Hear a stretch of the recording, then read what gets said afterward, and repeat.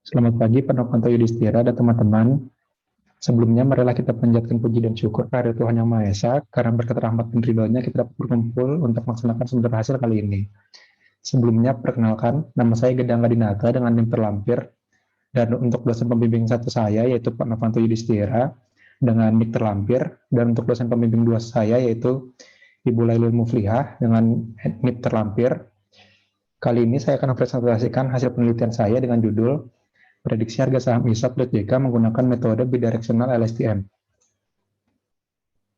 Untuk pembahasan pada presentasi kali ini ada 6, yaitu pendahuluan, lalu landasan kepustakaan, lalu metodologi, kemudian ada perancangan, dan ada pengujian dan analisis, serta penutup. Yang pertama ada pendahuluan. Untuk latar belakang kenapa saya memilih saham sebagai objek penelitian saya, karena pada beberapa tahun belakangan ini, saham menjadi topik yang sering diperbincangkan karena jual beli saham dapat digunakan sebagai cara alternatif untuk mencari pendapatan tambahan dan bisa dilakukan secara online di rumah. Lalu latar belakang saya kenapa saya memilih ISAP.JK sebagai data untuk dianalisis, karena berdasarkan analisis saya terhadap 10 saham blue chip yang ada pada list di website mskj.id, saham-saham blue chip tersebut memiliki fluktuasi harga yang cenderung naik dan mudah dibaca hanya dengan melihatnya saja. Sedangkan saham ISAP.JK memiliki fluktuasi yang cenderung naik turun, seperti yang ada pada chart berikut di layar. Lalu latar belakang saya mengapa saya memilih neural network, karena pada model machine learning tradisional terdapat masalah dalam menganalisis non-stationary sequences, di mana masalah tersebut dapat dianalisis, dapat diatasi dengan model yang berbasis neural network, seperti recurrent neural network yang memiliki konsep timing dan sangat fleksibel dalam menangani masalah non-stationary sequences. Selanjutnya, mengapa saya memilih bidirectional LSTM? Karena pada model RNN yang biasa memiliki masalah yaitu vanishing gradient, dan salah satu model yang diusulkan untuk menangani masalah tersebut adalah long short-term memory atau LSTM. Namun, karena LSTM memiliki masalah dalam overfitting, maka ada salah satu variasinya yang bisa mengatasi masalah tersebut, yaitu BLSTM atau bidirectional LSTM, di mana jika algoritma LSTM hanya mampu memproses informasi dari masa lalu, BLSTM mampu memaksimalkan informasi dari masa depan sedemikian rupa. Lalu selanjutnya ada rumusan masalah. Di sini rumusan masalah yang saya angkat ada 2, yaitu bagaimana pengaruh hyperparameter pada BLSTM terhadap hasil prediksi harga saham ISAP, dan bagaimana hasil error rate yang diperoleh terhadap hasil prediksi pada penerapan algoritma BLSTM menggunakan metode mean absolute error. Tujuan yang saya harap dapat tercapai dari penelitian ini adalah mengetahui pengaruh hyperparameter pada BLSTM terhadap hasil prediksi harga saham ISAP.JK dan mengetahui hasil error rate yang diperoleh terhadap hasil prediksi pada penerapan algoritma BLSTM menggunakan mean absolute error. Lalu manfaat dari penelitian ini ada 2. Yang pertama, membantu masyarakat, terutama pelaku transaksi jual beli saham, dalam hal memprediksi harga saham sebelum membeli saham yang diinginkan. Yang kedua, menambah pengetahuan terhadap algoritma BLSTM dalam hal prediksi harga saham. Lalu batasan masalah di sini ada 2, yaitu data yang digunakan hanya harga penutupan sebanyak 4.397 baris, mulai dari 18 Maret 2004 sampai dengan 24 November 2021. Dan dalam penelitian ini akan membandingkan performa antara BLSTM, LSTM, dan RNN. Lalu untuk sistematika pembahasan pada penelitian ini ada 7, yaitu pendahuluan, landasan kepustakaan, metodologi, perancangan, implementasi, pengujian dan analisis, dan diakhiri dengan penutup. Selanjutnya adalah landasan kepustakaan.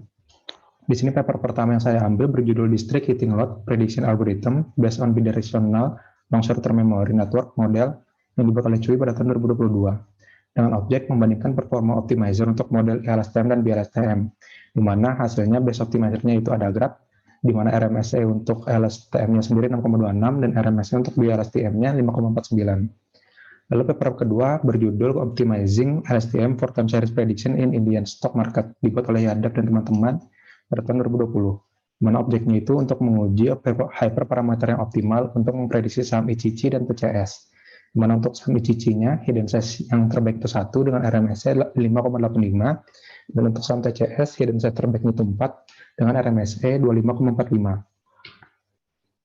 Lalu judul paper yang ketiga yaitu Stock Prediction Based on Optimized LSTM and GRU models yang dibuat oleh Gao dan teman-teman pada tahun 2021. dengan objek untuk menguji pengaruh hyperparameter pada performa LSTM.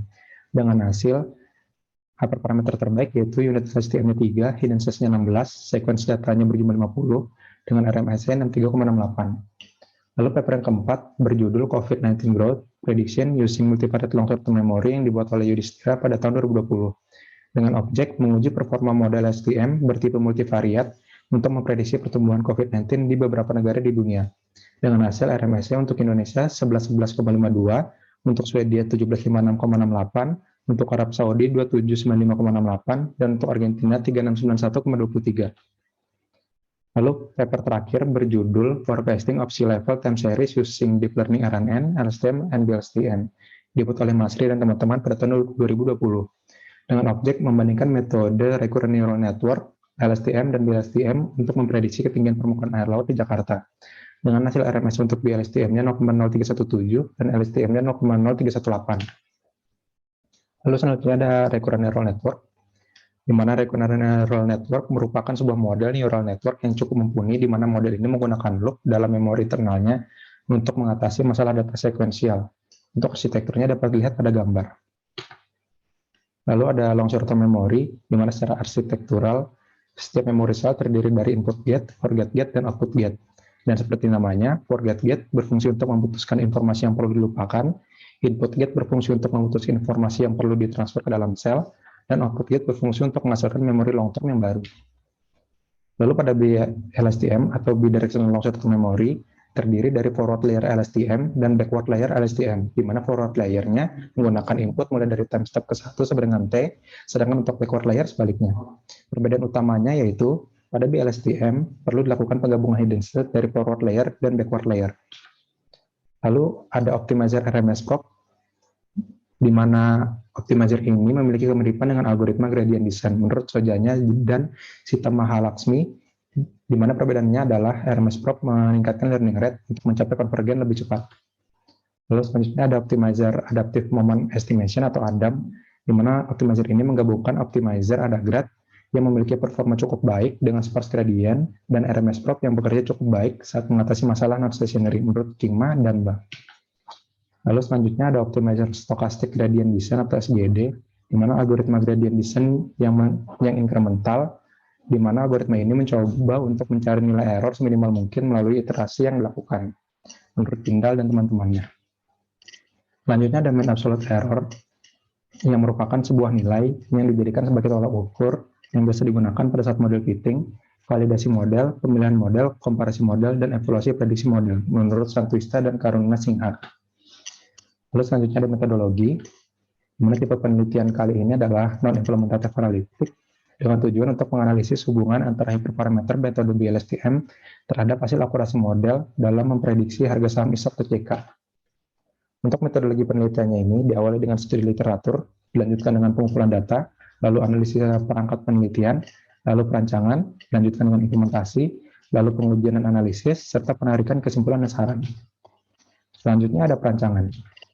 Yang pertama ada diagram block system, di mana harga saham sebagai database-nya, lalu dilakukan pre-processing data, kemudian di LSTM, di mana akan menghasilkan hasil prediksi, lalu evaluasi model, di mana hasil keluaran terakhirnya itu nilai main.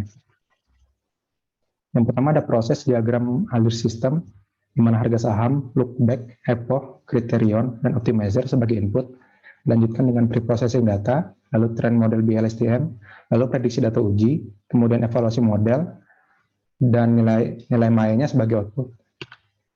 Lalu selanjutnya ada diagram alir pre-processing data, di mana harga saham dan lookback sebagai input, lalu proses normalisasi min-max, lalu ada proses create sequence, lalu mengubah tipe data menjadi tensor, dan mengambilkan X-trend, X-test, Y-trend, dan Y-test dalam bentuk tensor.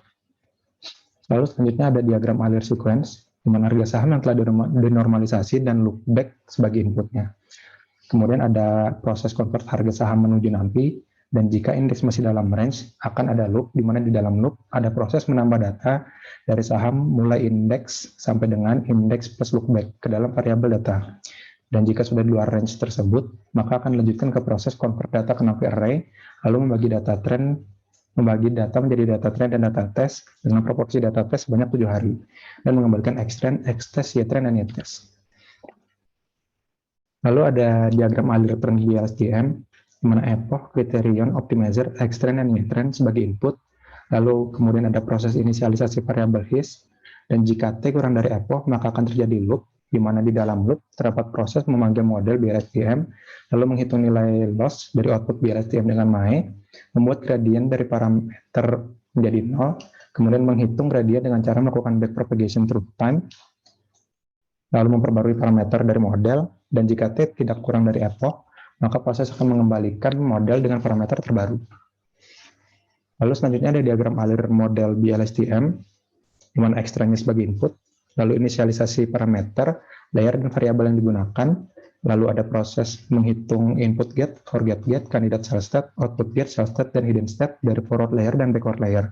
Kemudian menggabungkan kedua hidden state tersebut, lalu menghitung output dari model dengan menggunakan linear layer, dan mengembalikan hasil prediksi BLSTM-nya.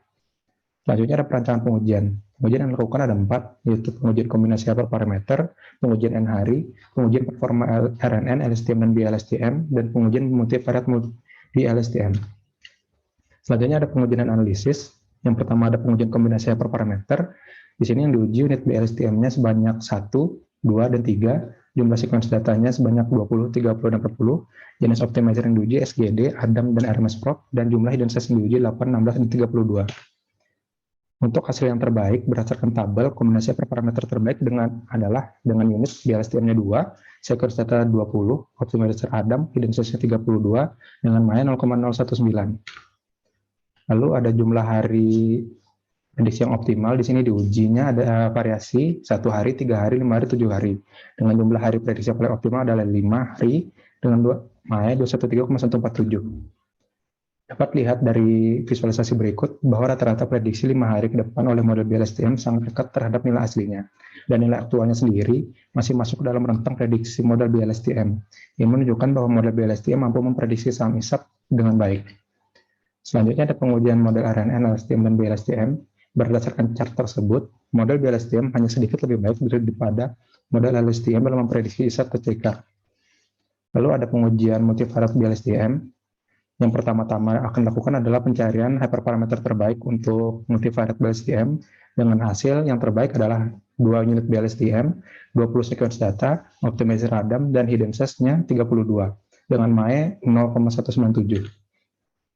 Lalu dilakukan juga pengujian N hari, di mana variasi yang diuji sama 1 hari, 3 hari, 5 hari, dan 7 hari, dengan jumlah hari yang paling optimal terprediksi adalah 5 hari ke depan dengan mae 610,342. Berdasarkan nilai mae yang ada pada tabel, didapatkan bahwa model BLSTM univariate lebih baik dalam memprediksi saham-saham yang ada di tabel, di mana saham-saham tersebut digunakan sebagai input untuk BLSTM multivariate. Namun, model multivariate BLSTM mampu memprediksi saham Telkom lebih baik daripada BLSTM univariate.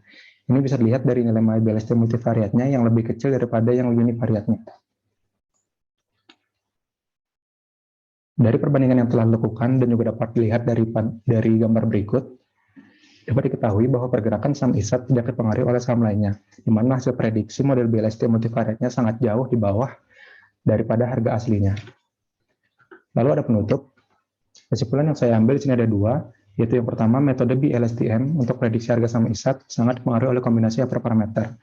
Dan yang kedua, saat memprediksi data uji, metode BLSTM dengan kombinasi hyperparameter terbaik dan N hari yang optimal mampu mendapatkan nilai mae sebesar 213,147.